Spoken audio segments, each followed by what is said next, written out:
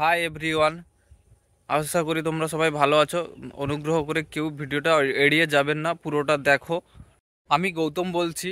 মানুষের কাছে টাকা না থাকলে শরীরের সাথে সাথে মনের অবস্থাটাও কেমন দুর্বল হয়ে যায়, সেরকম পরিস্থিতির মধ্যে আমার দিনগুলো কাটছে। আমি 1 বছরের উপরে একটা কোম্পানির গাড়ি চালাতাম। 7-8 দিন হলো আমাকে কোম্পানি থেকে বাদ দিয়ে দেওয়া হয়েছে। এই যে গাড়িটা দেখছো, এই গাড়িটাই আমি চালাতাম। এই গাড়ির কন্ডিশনটা তোমাকে আমি দেখাচ্ছি। এটা হচ্ছে টেকনোলজিক্যাল কোম্পানির গাড়ি। ই কার্ড ডেলিভারি হাবে গ্রোসারি ডেলিভারির কাজে লাগিয়েছিল। আমার সঙ্গে ডেলিভারি বয়ও থাকতো, আমরা দুজন মিলে কাজ করতাম। প্রত্যেক দিনের মতো সেদিনও আমি সকাল 8টার সময় গাড়ি নিয়ে হাবে পৌঁছে যাই। আর রীতিমতো মাল লোড করে আমি আর ডেলিভারি বয় দুজন গাড়ি নিয়ে বেরিয়ে যাই ডেলিভারি করতে।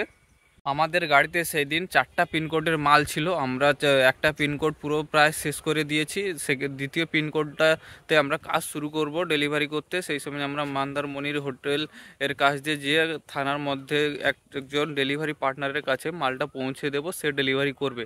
সেই মালটা পৌঁছে দিয়েছি। পৌঁছে দেওয়ার পর আমরা ফিরে আসার পথে থানার থেকে রিটার্ন আসার পথে আমাদের গাড়িটা চাকাটা ফেটে যায়। সামনের চাকা, ড্রাইভার সাইডে মানে আমার সাইডে ডান দিকের সামনের চাকাটা ফেটে যায়। আমার গাড়ির মধ্যে কোনো এক্সট্রা টায়ার ছিল না, সেই জন্য আমি গাড়িটা নিয়ে যেখানে ফেটে যায় সেখানে একটু সাইড করে দাঁড়িয়ে পড়ি। এরপর আমি আমার সুপারভাইজারকে ফোন করে জানাই যে গাড়ির টায়ার ফেটে গেছে। সে আমাকে বলে যে টায়ার ইচ্ছে করে তুমি ফাটিয়েছো, এরপরে আমি টায়ার সারানোর জন্য কোনো টাকা বা কিছু দিতে পারবো না, তুমি যেভাবে পারো কাজ করো। দুপুর 2টোর সময় টায়ারটা ফেটে গেছে, সেই জন্য কোনো টায়ার দোকান খোলা ছিল না। আমি 4টা, 4:30 পর্যন্ত টায়ার দোকানে বসেছিলাম। তারপর নিজের হাত থেকে পয়সা খরচা করে একটা পুরনো টায়ার কিনে নিয়ে আসি। তখন বাজে 8টা, 8:30 বেজে যায়। তখন আমার গাড়ি থেকে অন্য একটা গাড়িতে মাল ট্রান্সফার করা হয়। মাল ট্রান্সফার করে তারা বেরিয়ে যায়। সেইখানে গাড়িটা ছিল। আমি টায়ার নিয়ে গাড়ির কাছে আসি রাত 9টার সময়। গাড়িটা লাগিয়ে আমি ভয়ে ভয়ে ধীরে ধীরে বাড়ির দিকে আসি। বাড়ি পৌঁছেছে 10:30টার দিকে। তো সারা এইটা হচ্ছে সামনের টায়ার, যে টায়ারটা ফেটে গেছিলো, যেটা আমি কিনে এনেছি। এই টায়ারটা ফেটে গেছিলো, এটা আমি কিনে এনেছি। এই টায়ারটা মোটামুটি ঠিক আছে। এই যে টেকনোলজিক্যাল কোম্পানির গাড়ি, লুকিং গ্লাস আছে। লুকিং গ্লাসটা এটা পেছন সাইড, এটা ঠিক আছে, কোনো সমস্যা নেই।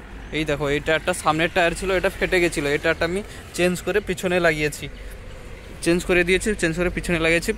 এই টায়ারটা নতুন দিয়েছি, এই টায়ারটা ভালো আছে। আর টায়ারগুলো সব একটাই টায়ার ভালো, আর সব টায়ারগুলো পুরনো টায়ার, কোনো ভালো টায়ারই দেয়নি। বলছে নাকি আমি ইচ্ছে করে সব টায়ার ফাটাচ্ছি খারাপ টায়ার দিয়ে। দেখো, এরপর আমি সকালে যখন কাজের জন্য ফোন করি, তখন আমাকে বলে যে তোমার জন্য আমার বিজনেস ব্যবসা চলে গেছে, ওইখানে তুমি যেখানে কাজ করো সেই জন্য তোমাকে বাদ দিয়ে দেওয়া হয়েছে। ওইখানে কোনো গাড়ি চলবে না, তোমাকে গাড়ি আমাদের কাছে পৌঁছে দিতে হবে। আমার গাড়িতে এখন 3টে টায়ার আছে। একটা টায়ারে ইঁট দিয়ে আমি গাড়িটা দাঁড় করিয়ে রেখেছি। গাড়িতে কোনো ভালো টায়ার নেই। আমি বলছি টায়ার দিয়ে যাও আর গাড়ি নিয়ে যাও। আর বলছে লক সিট, আমাদের লক সিট দিতে হয়। আমি বলছি লক সিট আমি জমা দেবো, আমার বেতন যতক্ষণ না হয় আমি ততক্ষণ লক সিট জমা দিতে পারবো না। এরকম 7-8 দিন হয়ে গেল বাড়িতে বসে আছি, পকেটে কোনো টাকা নেই, নিজেকে অনেকটা অসহায় লাগছে। সেই জন্য তোমাদের কাছে বলছি, তোমাদের কাছে যদি কোনো কাজ থাকে তো আমাকে বলতে পারো। আমার কোয়ালিফিকেশান আছে কিছু। আমি এইচএস দিয়েছি, তারপর বিবিএ করেছি। আর বিবিএ করে এইচএস দেওয়ার পরই ড্রাইভিং শিখেছিলাম। ড্রাইভিং শিখে আমার কমার্শিয়াল পর্যন্ত লাইসেন্স আছে। আমি প্রাইভেট কার চালাতে পারি আর ভাড়ার গাড়িও চালাতে পারি।